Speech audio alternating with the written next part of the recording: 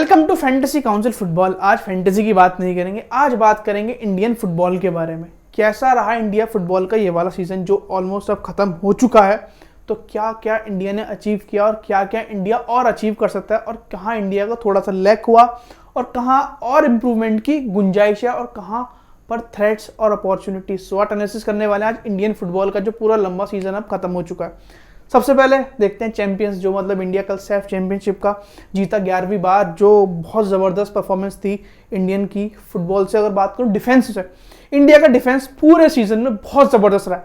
और एक मज़ेदार फैक्ट बताता हूँ आपको, क्या कि इंडिया 2019 से घर पे अनबीटन चल रहा है। जो लास्ट टाइम इंडिया हारा था, ओमान से हारा था, और ये पूरा सीजन में 9-10 मैच जितने भी थे सब में इंडिया एक तरफा जीता है। सारे के सारे मैच, एक आध मैच ड्रॉ हुए हैं, और मजे की बात मात्र एक गोल हुआ है इंडिया के खिलाफ, एक गोल बस, जो कि फाइनल में करा था शाकिब अल खलीदी ने, डिफिकल्ट नाम है थोड़ा सा, उसने गोल करा बस एक। और जो दूसरा गोल जो हुआ था वो ओन गोल था, अनवर अली ने करा था कुवैत के लिए। वो भी कुवैत के से ही हुआ था, बट वो ग्रुप सीरीज का मैच था सैफ चैंपियनशिप का। पहला जीता इंडिया। पहला स्टार्ट कहाँ से हुआ? ट्राई नेशन से, जहाँ इंडिया ने किर्गिस्तान को हराया, और इंडिया ने वहाँ पे म्यांमार और किर्गिस्तान दोनों को हराकर ट्राई नेशन कप इंडिया ने अपने नाम किया।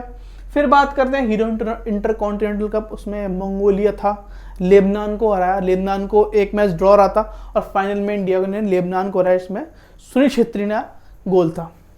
सैफ चैंपियनशिप पहले पाकिस्तान, फिर नेपाल, फिर कुवैत से ड्रॉ, और फिर खेला लेबनान को पेनल्टी शूटआउट में सेमीफाइनल में हराया, और साथ ही फाइनल में कुवैत को हराकर पेनल्टी शूटआउट्स में जाकर बहुत ज़बरदस्त इंडिया ने अब तक ये वाला सीजन में अपना खेल दिखाया।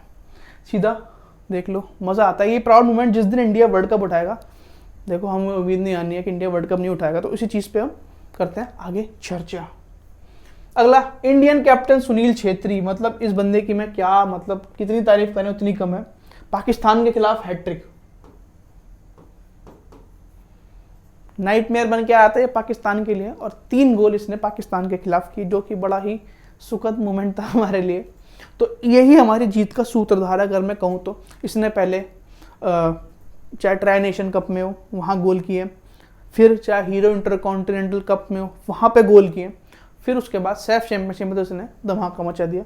ऑलमोस्ट हर मैच में इस बंदे का गोल था। अगर फाइनल को निकाल दूँ, और वो फाइनल को निकाल देते हैं तो बहुत ज़बरदस्त ने ऑलमोस्ट हर मैच में एक गोल करा। फाइनल में गोल करता है ललिंज वाला चांटी ने। अगर आपने वाला मैच देखा होगा, नहीं देखा तो उसके हाईलाइट्स जाकर देखो, बहुत ज़बरदस्त मैच था।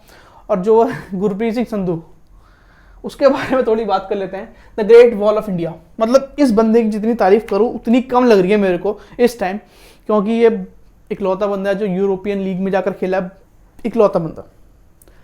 और पेनल्टी शूटआउट्स में जो इंडिया को दोनों बार जिताया वो गुरप्रीत सिंह संधू ने ही जिताया। और जिस हिसाब से इसका परफॉर्मेंस निकल के आया था, मतलब लास्ट जो सेफ था, अगर आपने देखा वो सेफ जरूर देखना, लास्ट वाला ऑलमोस्ट बराबर का मुकाबला चल रहा था। अगर वो सेफ नहीं करता तो फिर इंडिया पे प्रेशर आता, बट इस बंदे ने वो सेव कर और इंडिया के झोली में एक और चैंपियनशिप सेफ की डाल दी 11वीं बार।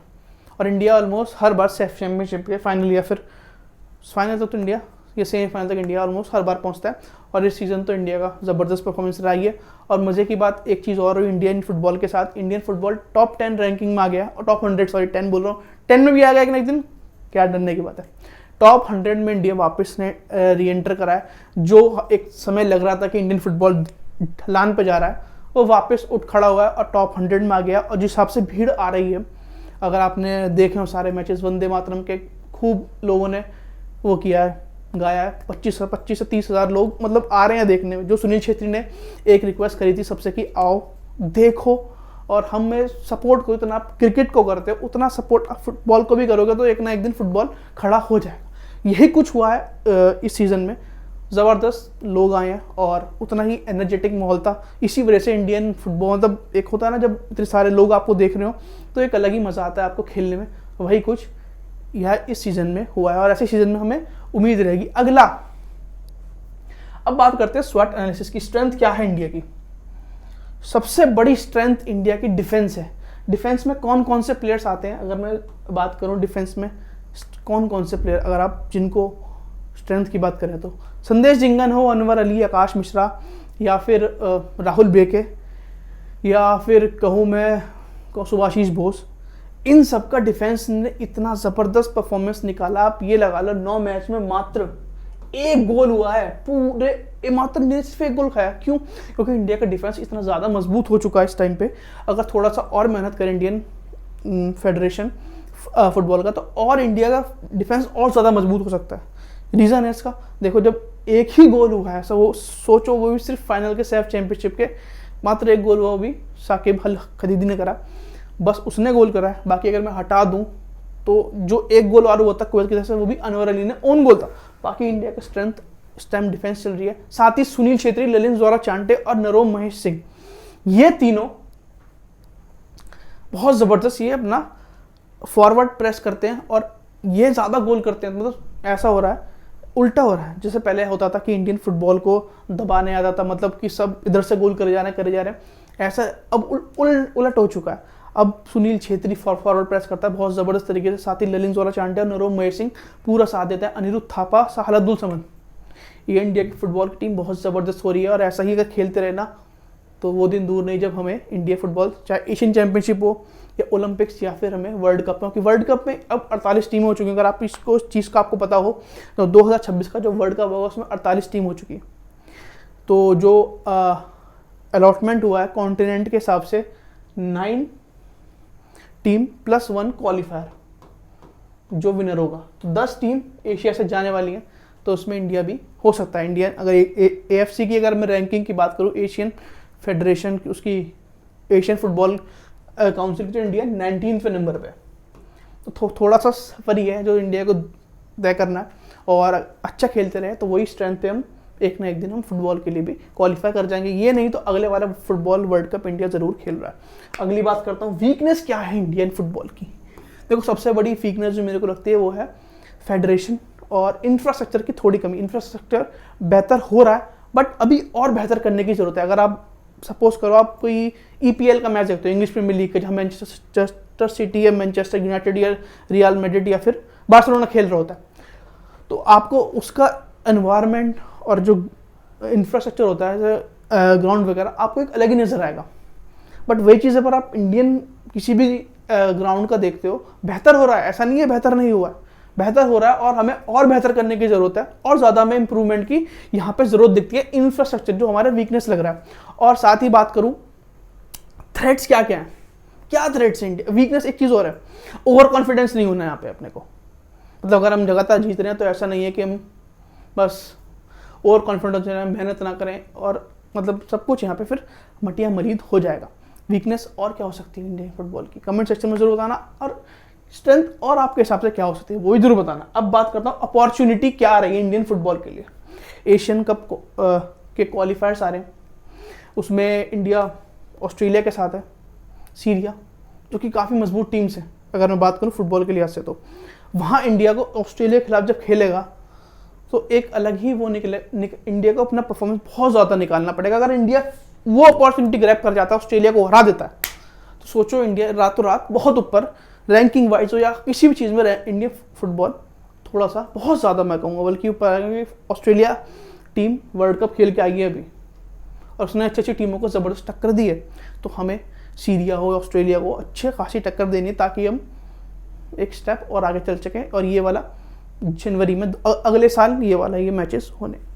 थ्रेट क्या है? थ्रेट है सबसे बड़ा थ्रेट जो मेरे को लगता है सुनील छेत्री की एज।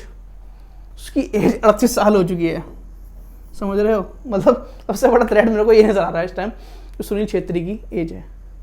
सुनील छेत्री को रिप्लेस कौन कर सकता है? देखो नरोम महेश सिंह आ रहा, ललित ज़ोरा चांटे भी निकल के आ रहा, अच्छा, बट सुनील छेत्री की जो ऑरा है और जिस हिसाब से वो चल रहा है, मतलब सोच के देखो 92 या 93 गोल्स हो चुके हैं उसके।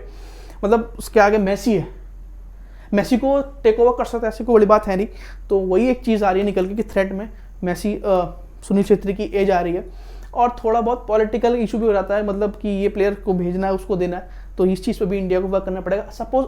और हाँ एक चीज़ और, ISL को और ज़्यादा हमें इम्प्रूव करना पड़ेगा। ISL में हम जैसे अभी देखो सऊदी ने क्या किया है, सऊदी ने रोनाल्डो को लेके आ गए और करीम बेंजेमा को लिया है, कोंटे को लिया है, और हकीम जियाज को भी लेके आ रहे हैं। मतलब बड़े बड़े प्लेयर्स, चाहे वो नेमार तक को बात चल रही है, इन्होंने क्या करा, उन्होंने कुछ नहीं करा, उन्होंने अपने बड़े बड़े प्लेयर्स को लिया है। सो सारा अटेंशन कहाँ गया, सऊदी पे। देखो रोनाल्डो, इतने बड़े प्लेयर्स तो खैर नहीं आ सकते। हाँ, डियागो फॉरलैन अगर एक बार इंडिया ISL में खेला था, जो गोल्डन बॉल जिसे मिली थी वर्ल्ड कप 2000 में, 2010 में, एक वो था, ठीक है। अब तो इंडिया को भी ऐसा करने की कोशिश करनी चाहिए, क्योंकि इतने बड़े बड़े बिजनेसमैन हैं जिनके पास ISL की टीम है, तो वो अगर किसी बड़े प्लेयर को लेके आते हैं तो उससे लाइमलाइट बढ़ेगी, यानी अब उस पर लाइमलाइट बढ़ेगी तो क्या हो सकता है, इंफ्रास्ट्रक्चर इंप्रूवमेंट होगा। देखो सब कुछ गोल साइकिल है, वहीं घूम फिर के आना है। ये हो गया, ISL को इम्प्रूव करना है अपने को। और क्या कर सकते हैं हम इंडियन फुटबॉल के लिए, आप भी बताओ, आप भी सुझाव दो और हो सके तो पहुंचाओ वहाँ तक कि ये सुझाव हमें चाहिए। और डिफेंस को इंडिया को और मजबूत करने की कोशिश है, थोड़ा मिडफील्ड पे इंडिया को मुझे लग रहा है थोड़ा बहुत डामाडोल है। यहाँ पे अनिरुद्ध थापा, साला दुलसमद कर तो अच्छा नहीं है, बट इन्हें और ज़्यादा इंप्रूवमेंट करने की ज़रूरत है। तो ये थे मेरे शॉर्ट एनालिसिस इंडियन फुटबॉल के, और जो भी ये लंबा सीजन हुआ है। तो बने रहें और सब्सक्राइब जरूर कर लेना, लाइक कमेंट सेक्शन भी, लाइक कमेंट जो मन करे वो करना, बेल आइकन को प्रेस। फैंटेसी खेलते हो तो टेलीग्राम चैनल भी ज्वाइन करने लगे हाथ। बस मिलते हैं, बाय बाय।